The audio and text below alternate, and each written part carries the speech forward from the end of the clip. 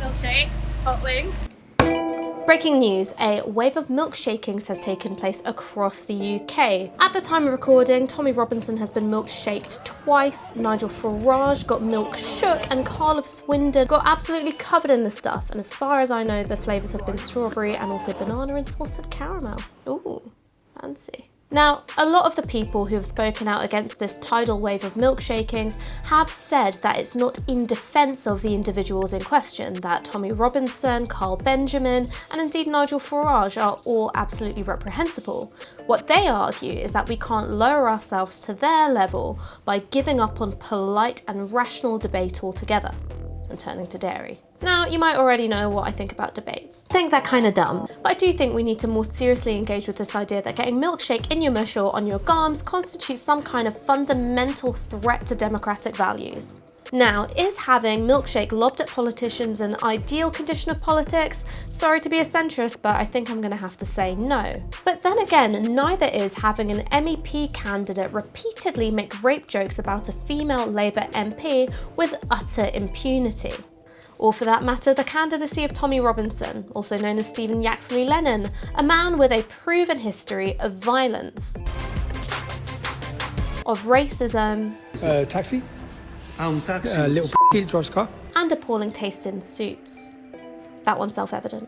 The most controversial milkshaking to date has been that of Nigel Farage, probably because he's already an elected MEP, but also because his safest seat has proved to be on BBC panel shows.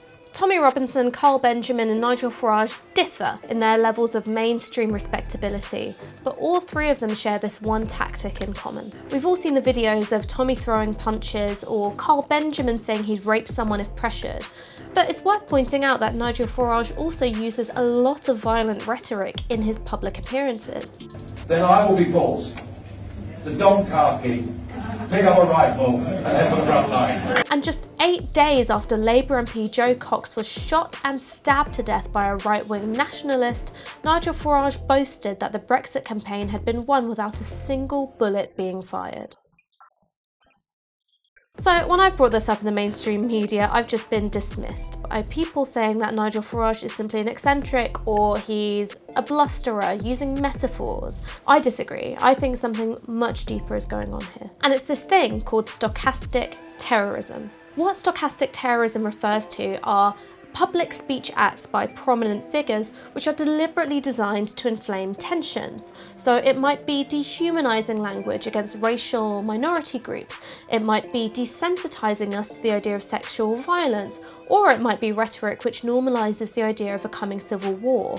And what this all does is make the likelihood of violence by so-called lone wolf actors more probable without directly inciting it.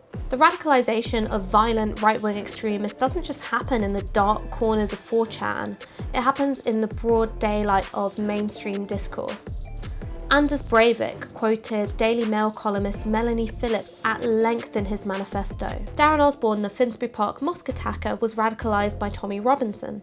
And the Quebec mosque shooter Alexandre Bissonnette was obsessed with conservative bloviators like Paul Joseph Watson and Ben Shapiro. And at some point you've got to recognise that there is a pattern here. They might be operating in logistical isolation, so no one is actually helping them plan these attacks, but ideologically they are very plugged into these networks that exist within mainstream institutions. When you've got figures like Tommy Robinson causing havoc up and down the country, when you've got Carl Benjamin still contesting an election, and when Nigel Farage is topping the polls of the Brexit Party, what can people do? I don't think it's surprising that people have turned to milkshakes as a means to express their anger and disdain for this form of politics, and also a form of solidarity with victims of racism. After his policing in Newcastle, Nigel Farage was too spooked to get off the campaign bus in Wakefield. So really, this form of civil disobedience, which doesn't cause any injury, has proved more effective at reshaping the media narrative than debating him in the marketplace of ideas. If you like this video, please remember to like it, share it, and subscribe to us on YouTube, follow us on Twitter and Instagram.